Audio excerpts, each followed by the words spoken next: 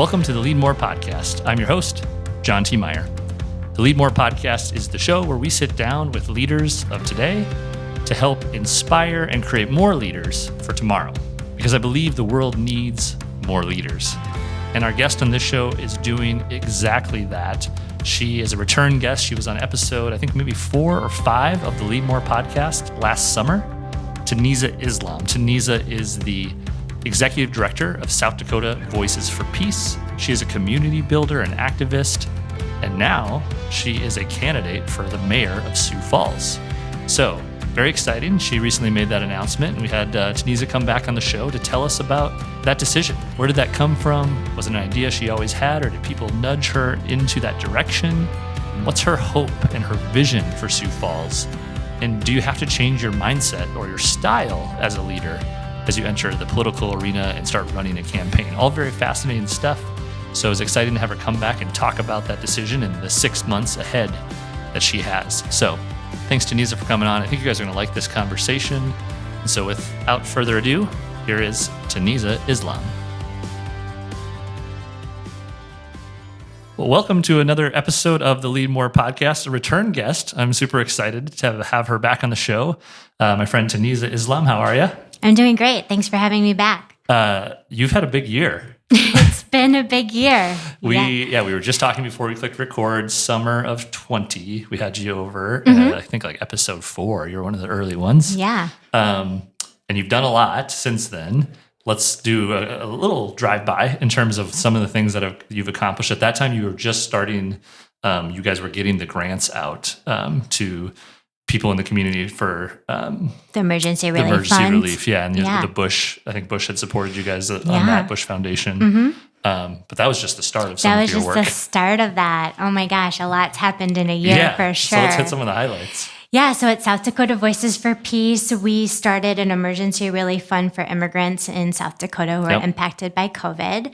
So we ended up raising $1.2 million in 5 months, and we distributed direct cash assistance to 1,700 immigrant-led households in our state. So we launched that fund in May of 2020, and then wrapped it up by end of January, early February of 21. Yeah, I think you were on maybe in July or something like that. Yeah. So I remember the impressive part was just the speed in which you both raised the money, but also, more importantly, got the money in the hands of the families.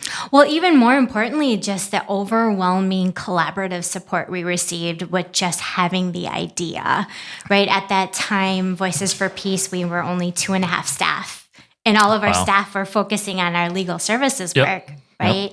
So when I identified the great need for our immigrant community specifically to have direct cash assistance because CARES Act wasn't going to help a lot of our families, everyone said, yeah, let's do it. Let's figure it out. And because of these great relationships that I've been able to build across the state, we had NewMag Group from Rapid City help us build the infrastructure. I mean, it was just all hands on deck, getting the seed money from Wells Fargo, which made us believe we could do it.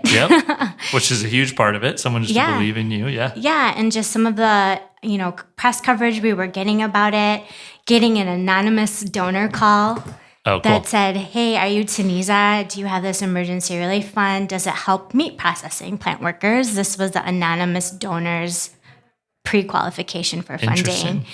And we got $500,000 from this person. I don't know if it's people or person. Don't know who it is. Okay. It definitely went. I never knew if that was more so just like publicly anonymous. No, I don't know. Wow. Okay. No idea. I definitely want to end my career with being a consultant for an anonymous donor and just give out $500,000 to whoever needs it. What if I told you it was me? That would change a lot, John. You wouldn't believe me. No, it was just really interesting, how the domino effect of deciding as an organization that this is what we wanted to step into. And then being called by nonprofits across the country to help them set up their fund. So we advise folks in Arkansas and Alabama because of this anonymous donor. He or she or they were looking for other meat processing plant facilities, nonprofits who could do that work. And the feedback that I loved and really really hit a chord with me. We were going like 200 miles per hour for the last year. Yeah. But when that consultant called us back and said, listen, we just assumed we could give out all this money. We had all this money and we just wanted to give it out. But you guys were really the only ones that had the infrastructure to do it. And that happened over like a month, with all this collaboration. So again, just a testament to being really community centered and driven and having really strong relationships across sectors. Yeah. Just because you never know who you're going to need and when you're going to need them. Yeah, we had coffee in the summer or late spring, and you had also said how many national grants you guys were getting at that time. Yeah. I believe you got to do was it a webinar or a Zoom call with Dr. Fauci? Yeah. Right? Yeah. Tell us about that. It was really awesome. So we started noticing the lack of multilingual COVID vaccine education in Sioux Falls in particular, and South Dakota in general. So we started applying to some grants for vaccine outreach and education work, and lo and behold, we got a call from someone who was administering CDC grant money through their VEAP program. Okay. And so we've received 4 grants now for multilingual education and to hold pop-up clinics. And they asked me if I would present our work to Health and Human Services. And like the day before, they said, oh, Dr. Fauci, by the way, is going to attend this one and wants to hear from organizations what they're doing. So that was quite an honor. Sure. Let's do it. I never say no. Don't know where that road's going to go sometimes, but it's always been a positive outcome.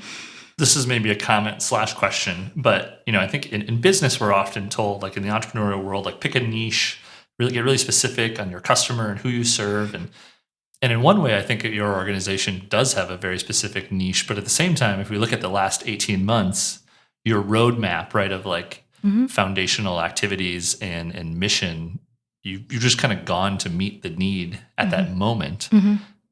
So maybe speak to that. Like, I guess I'm trying to articulate my question, but you just see and you spot the need and you go help fix it. And how do you kind of decide when it's in your wheelhouse and maybe when, how to choose those opportunities? I mean, I think because I'm an immigration attorney, I've done policy work and advocacy work.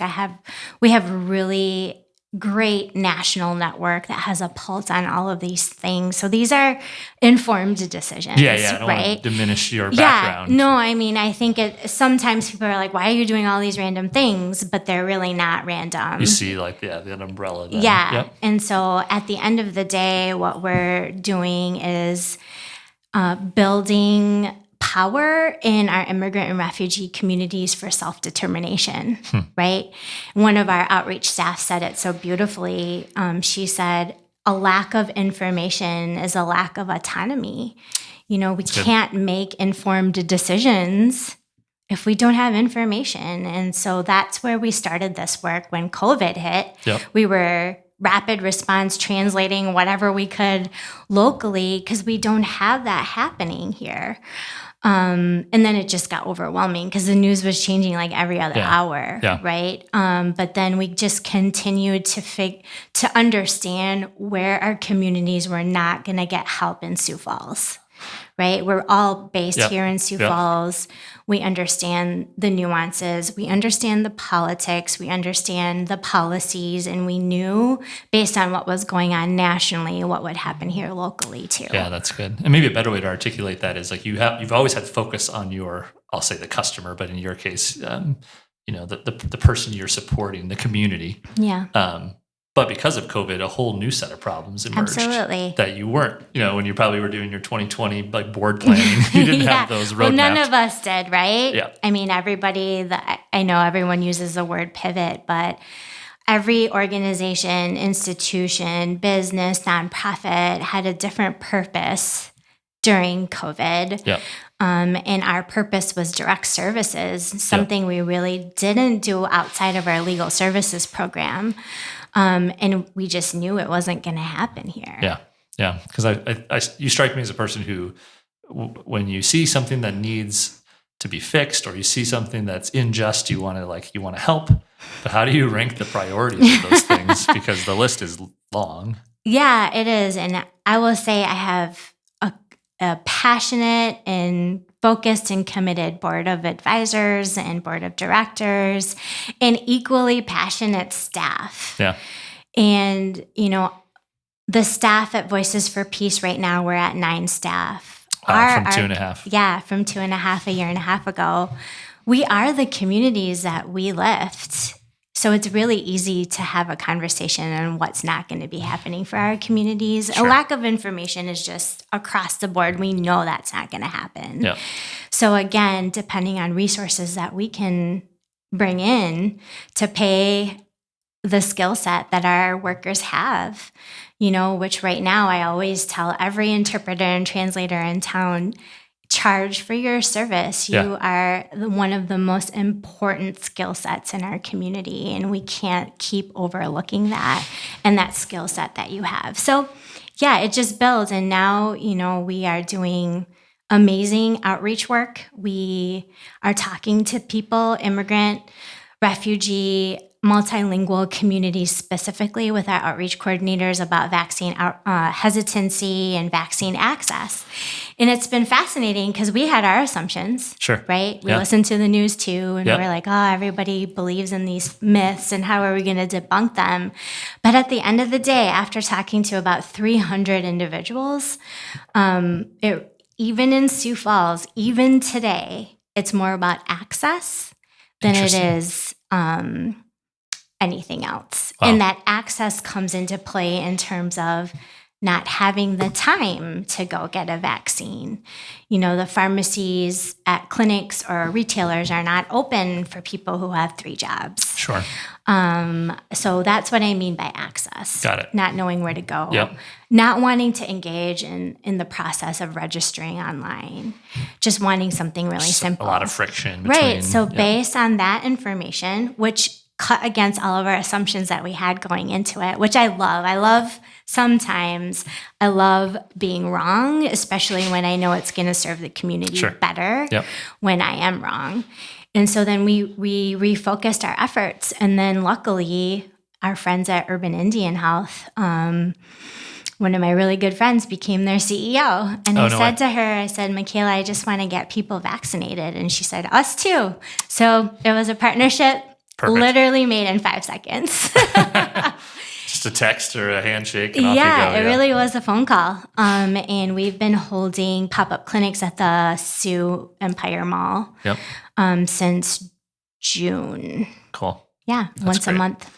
Well, what I wanted to do was, 1, let you talk about some of the great accomplishments, but 2, try to understand, you have this sort of intense focus on who you're trying to help, but also this moving target of how you need to help them because the problems are changing and evolving and growing. But somewhere along this journey, and I don't know when, that's what I'm going to ask you, you also had this new idea. So first I'll let you share that idea. I know it's already been public news, but I want you to share it. So what are you doing next? My next step, I've announced my candidacy for mayor of Sioux Falls. Elections are on April 12th, so I have 6 months. Well, that's actually a lot closer than I realized. Yeah, I have 6 months to meet as many people as possible and hear from them. Again, this is what I do, right? My work is community-centered. I am trained to listen to community and for them to tell us what they need instead of us going in and saying, this is what you need or this is what we're going to do and missing the mark, right? So I've always felt that I was making such great impact at Voices, and my friends and my supporters reaffirmed that, right? But this last year, I truly believed that the work that we were doing on such a small scale, right, with 5 rapid response interpreters, with maybe $25,000 to pay them through a grant, that it was work the city should have been doing, especially in a pandemic, right? Really making sure that all communities had information and access. And that's really what we've been working on for the last year and a half. And it made me realize maybe I can make more impact somewhere else. I never imagined running for office. So others have told me they saw it coming, right? And you're like, what? Well, I didn't. Well, that was going to be my next question, because a theme on this show has been this leaders being nudged into leadership versus you weren't, you didn't apply for that Bush Fellowship years ago saying someday I'll be mayor. Right. Exactly. But now here you are running. And so, was it a combination of things? Did somebody nudge you to say? It was a combination of things. I've been working with a really active group of people, just recruiting and building a bench of progressive candidates to run for all levels of office, school board to state legislature, county commission, city council. This is a marathon, in terms of getting young people to run for office, people of color to run for office, progressive people to run for office in our community. And when it came to talking about who was running for the mayor, no names were coming up. And so this really trusted group of political strategists asked me to run.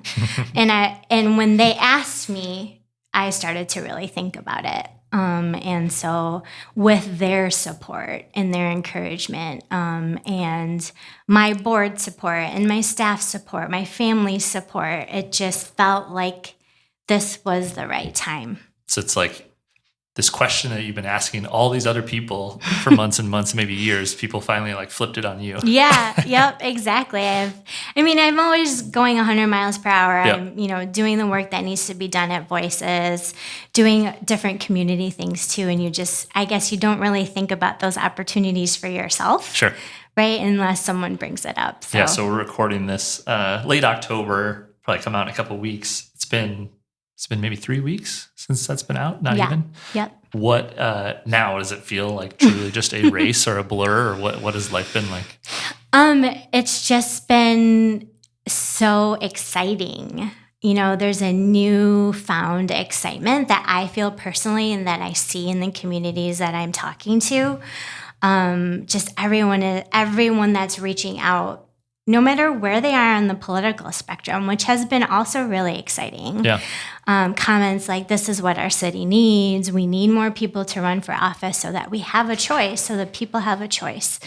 And so that's really exciting. My entire career is community-centered and community-focused. And I feel really strongly that that's where our city government needs to come back to.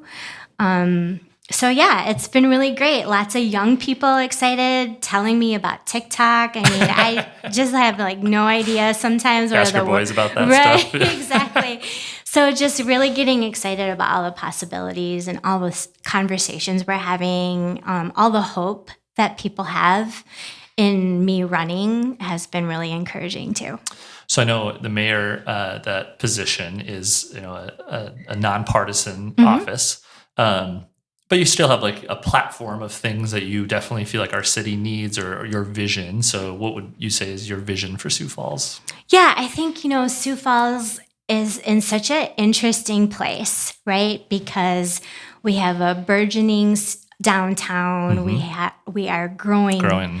So rapidly. But then we have workforce shortage, and then we have a housing crisis, affordable housing crisis in general, but affordable housing crisis specifically, childcare crisis, all of these other things, right? So it's really this really interesting tension that I've been observing, bird's eye view. Yep.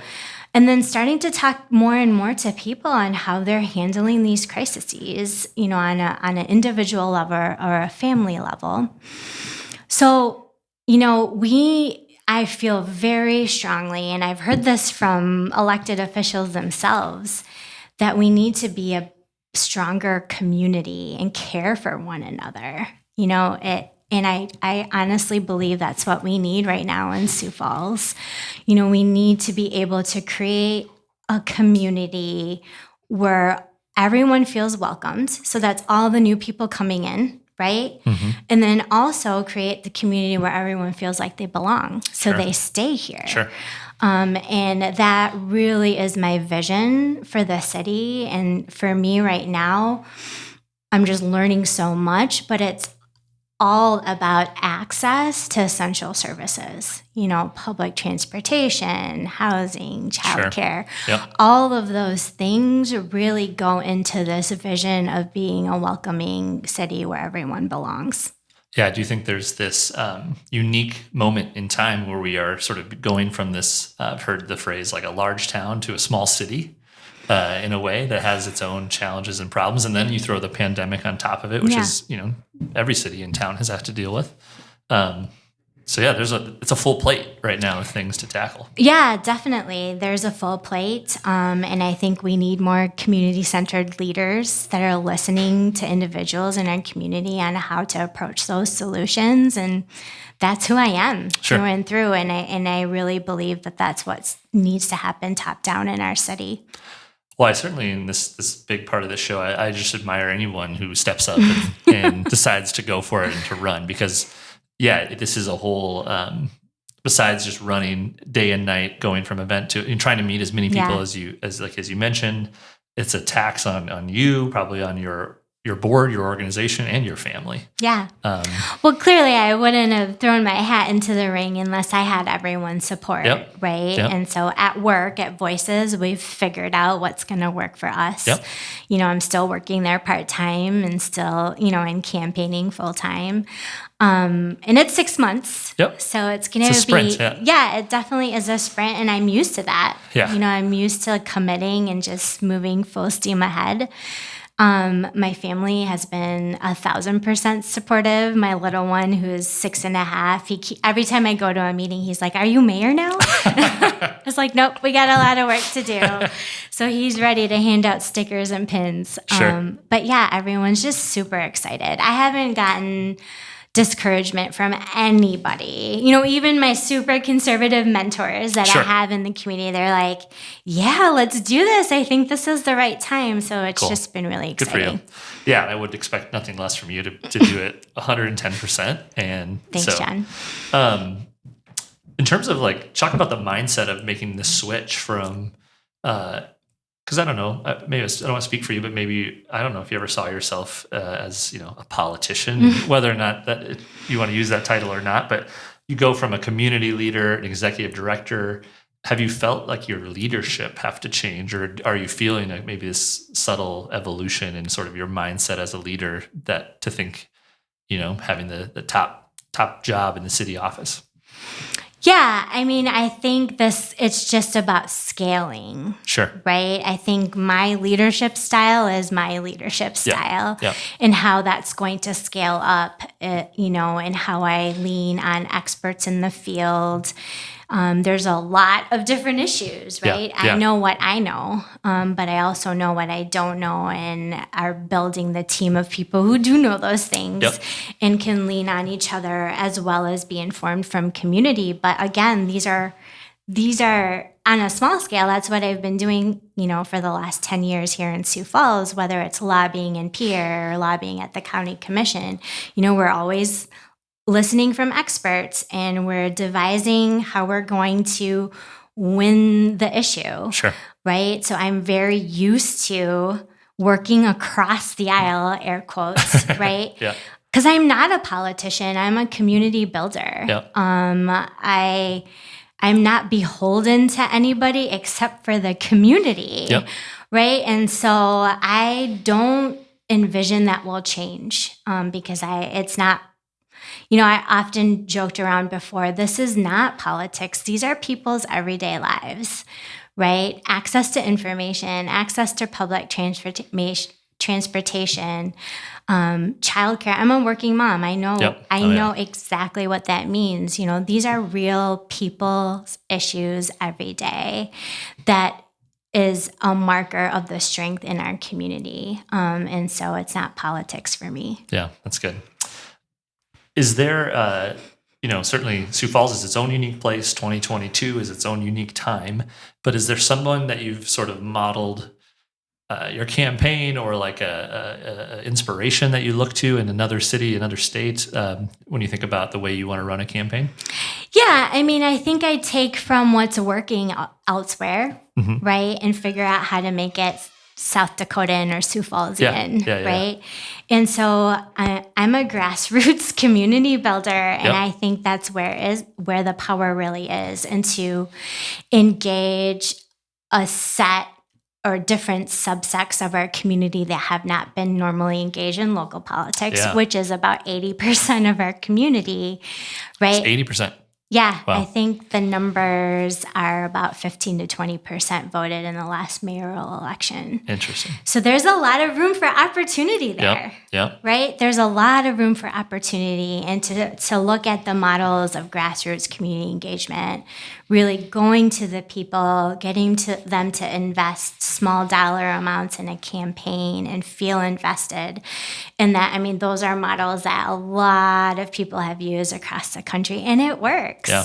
And it's inspirational when I see other women who use this strategy that are winning all levels of office, and especially people of color, that live in maybe conservative areas or live in a place where they are not the majority, but it's working, right? So something's working there, and it's really exciting to be able to say, we think it's going to work here too.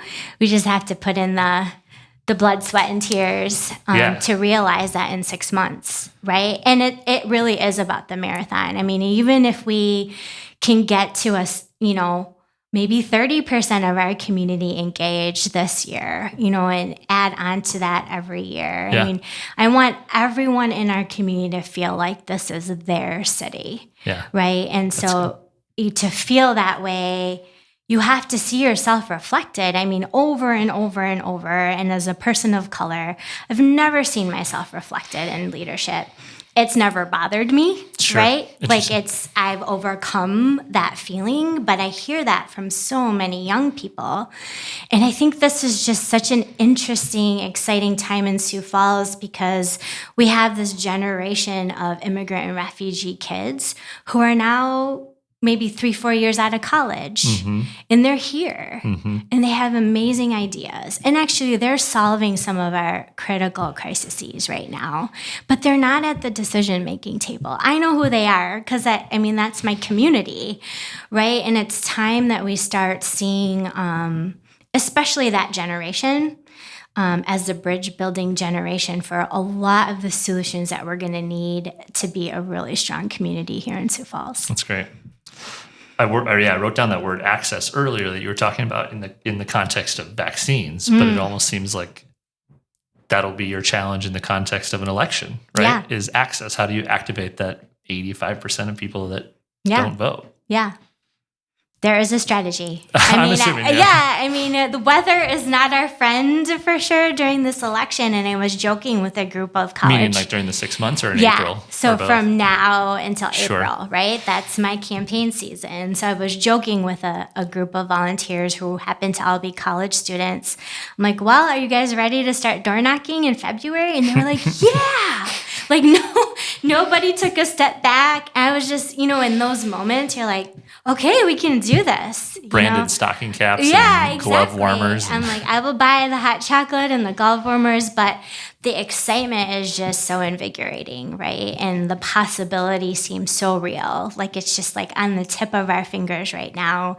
And getting all these young people engaged and wanting to door knock in February in South Dakota is inspiring in and of itself. So let me ask you this. Can you win this election?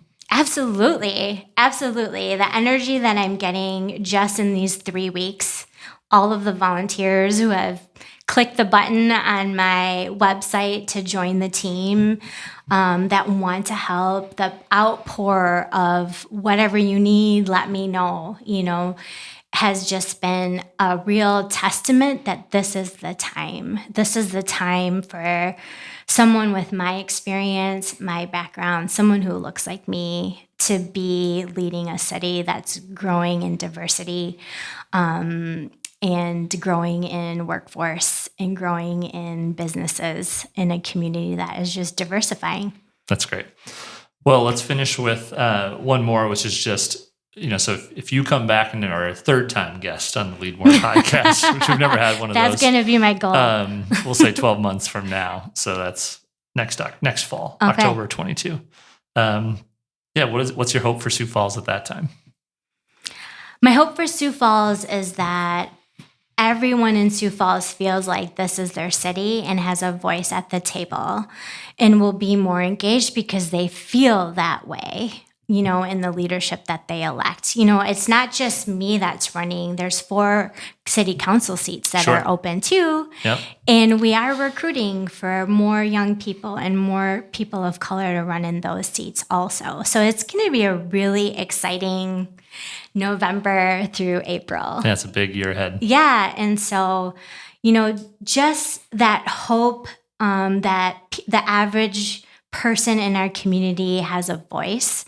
I mean, even I've felt voiceless at city council meetings and school board meetings as of late, right? And it's really disheartening, not to feel like the people you've elected are not giving you a chance to state your side or to be heard, right? And that's been my life's work, is bringing up people who are not heard to be heard.